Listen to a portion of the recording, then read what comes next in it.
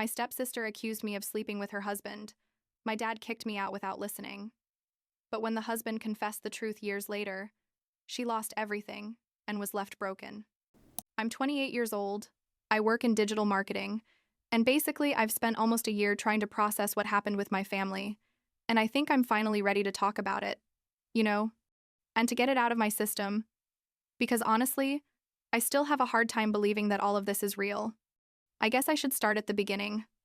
Or well, not the very beginning. But when my dad got remarried after my mom died. Because that's where this whole mess really started. Even though at the time I had no idea. My mom died when I was like 14 years old. It was a super sudden car accident, and my dad was devastated. We were all devastated, truth be told. But him especially because they'd been together since college. Like 2.5 years passed before he met someone else. And when he met Patricia, I was happy for him. Seriously. Because he looked so lonely before that, and I just wanted him to be happy. You know what I mean? Patricia was divorced and had a daughter my age, Brittany, and at first everything seemed fine, like normal blended family with the typical drama but nothing crazy. Brittany and I were never super close, but we didn't get along badly either. It was more like a cordial relationship where we tolerated each other because we had to. You know how it is. She was different from me in basically everything. I was quieter and more studious.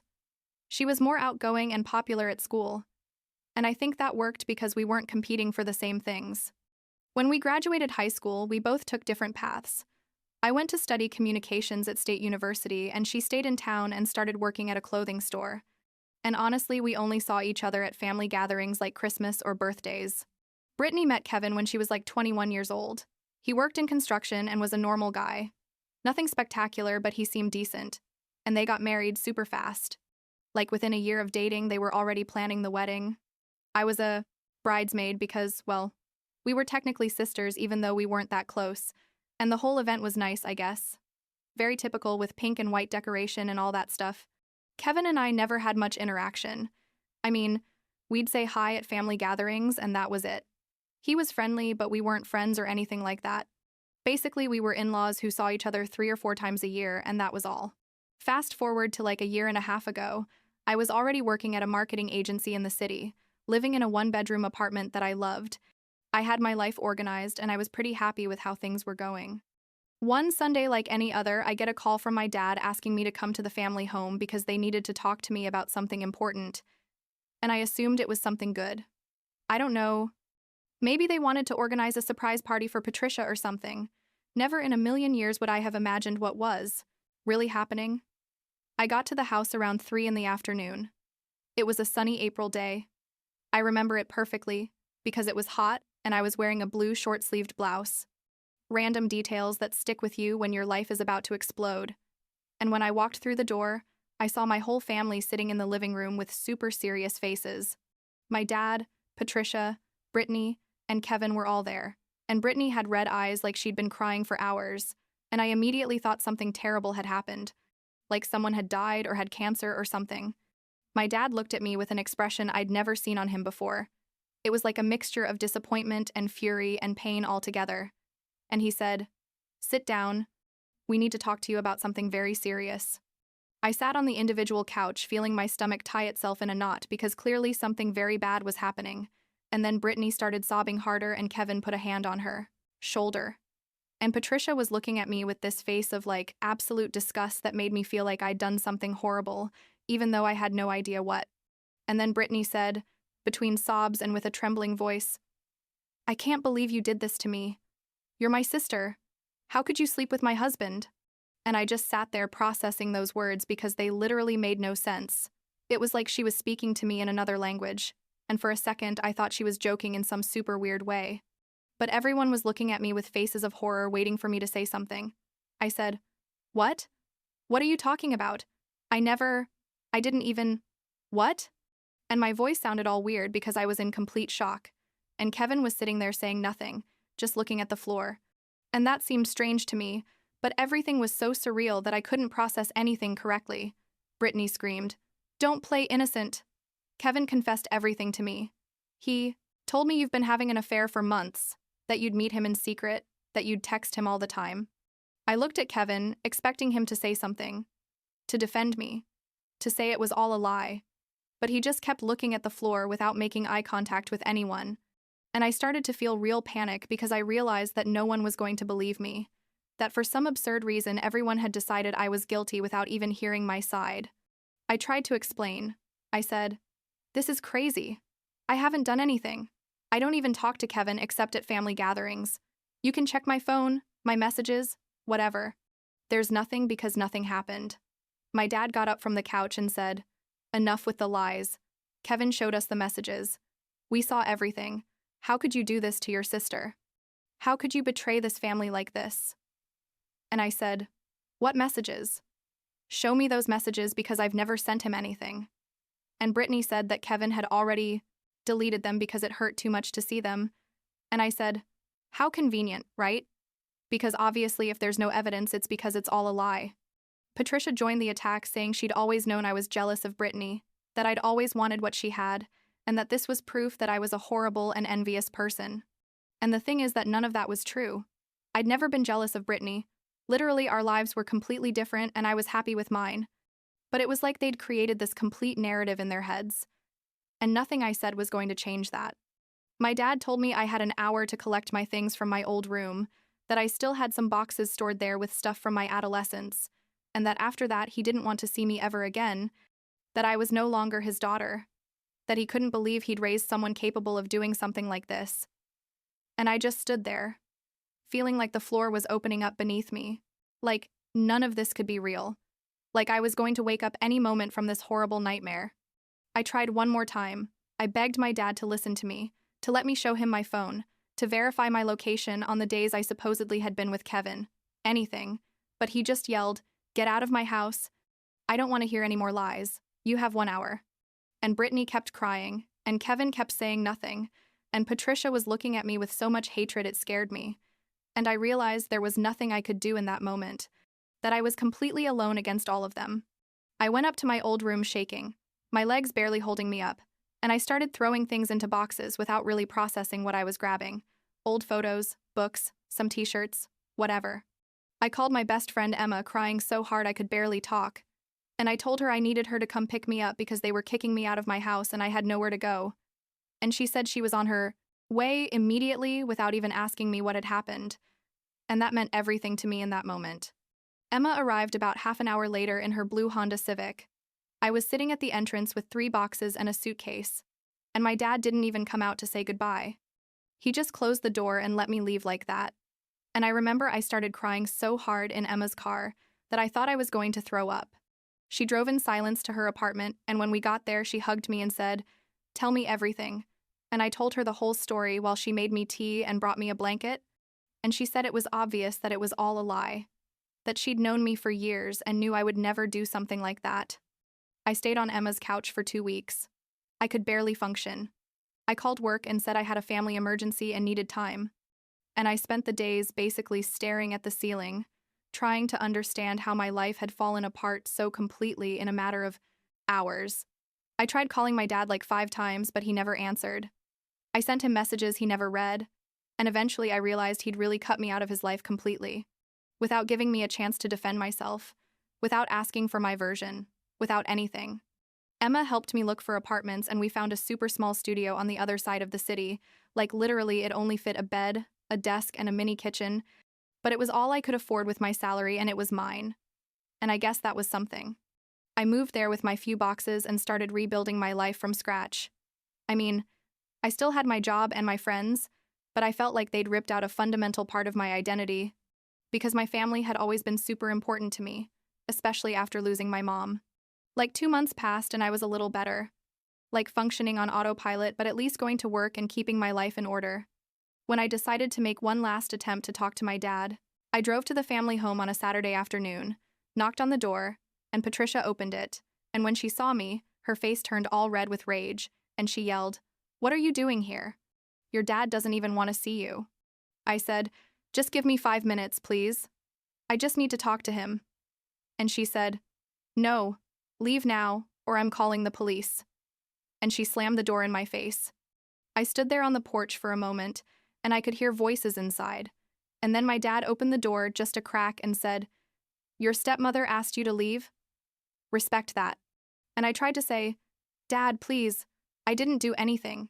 You have to believe me. And he said, You're no longer my daughter. Don't come back here. And he closed the door, and I stood there crying on the porch until a neighbor came out and asked if I was okay, and I left. The following months were probably the hardest of my life. Honestly, because not only had I lost my family, but I also had to deal with the fact that they thought I was a horrible person capable of destroying a marriage, and that ate away at me inside every day. I went to therapy every week. Emma would walk with me in the local park on Sundays. My other friends would invite me to things constantly to keep me distracted, but there was always this weight on my chest that never completely went away. And then, like 7 months after all the initial drama, on a normal Tuesday at 11 at night, I receive an email from Kevin. The subject said, I need to talk to you. It's urgent, and I almost deleted it without reading it, because what could that coward who ruined my life possibly want? But something made me open it. Maybe morbid curiosity or whatever. The email was long, basically a complete confession that everything had been a lie, that Brittany had made up the whole affair story to cover up her own affair that she'd been having with a guy from her work for almost a year. Kevin wrote that Brittany had told him to blame me or she'd leave him and take everything in the divorce, that she'd manipulated and threatened him, and that he'd been a coward and had agreed to lie, but that he couldn't live with the guilt anymore. He said he had proof, screenshots of messages between Brittany and the other guy, photos, everything, and that if I wanted, he could send them to me so I could show them to my family. He attached like 15 screenshots where you could clearly see Brittany sending super explicit messages to a guy named Marcus, planning meetups, telling him she loved him.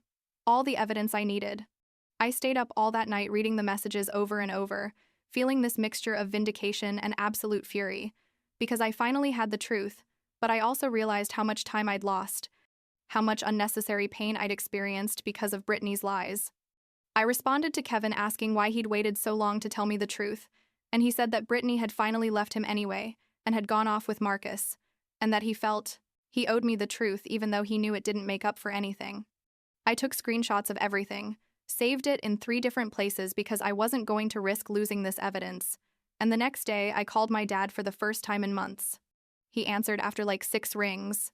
His voice sounded tired, and he said, What do you want? And I said, I need you to come to my apartment. I have something to show you. It's about Brittany and what really happened. He said he didn't have time for more of my lies, and I said, They're not lies.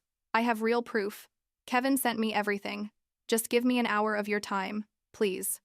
My dad arrived the next day. Patricia came with him because I guess she didn't trust him to come alone.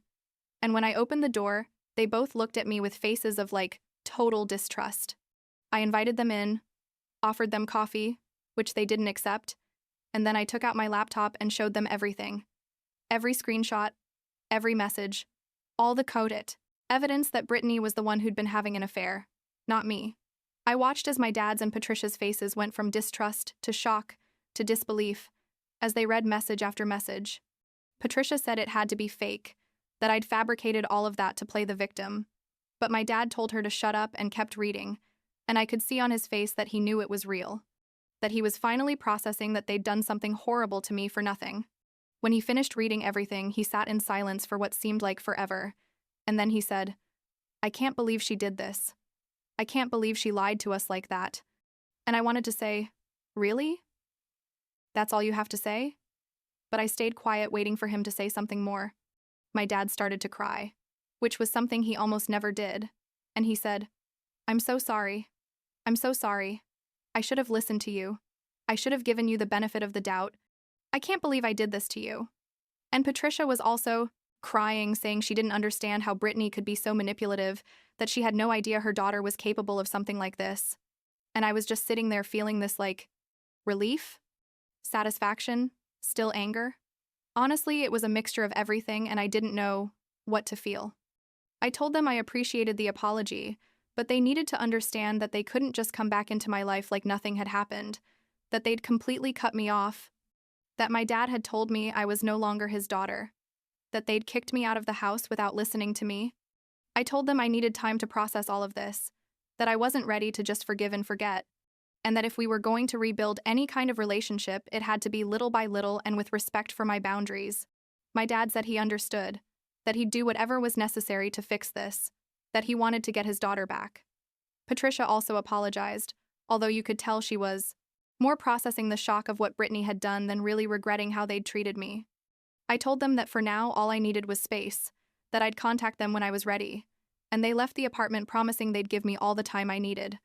The following weeks were interesting because apparently my dad confronted Brittany with all the evidence and she basically couldn't deny anything. She tried to say that Kevin had manipulated the screenshots, but it was obvious that was a lie. And eventually she admitted everything. The affair with Marcus, the lie about me, everything. My dad told me later that Brittany had cried and asked for forgiveness, but that he was too disappointed and furious to even talk to her. The news spread through the whole extended family and my parents' friends, and basically everyone who had believed the original lie about me now knew the truth.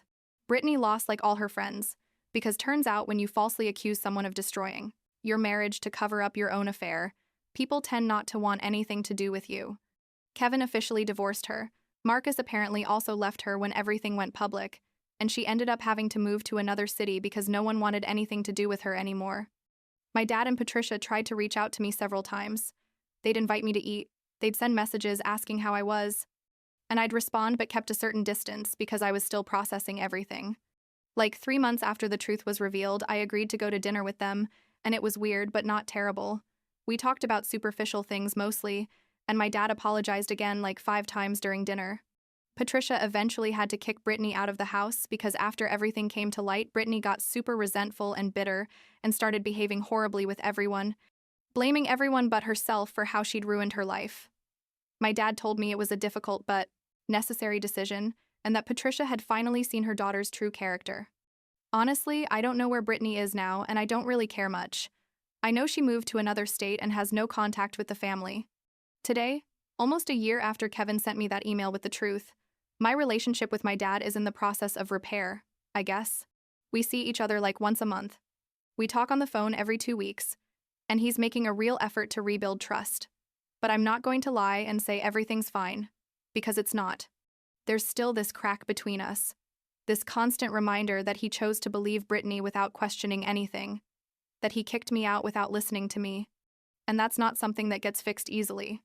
Patricia and I have a cordial but distant relationship, mostly because I feel like she never really processed her own role in all of this.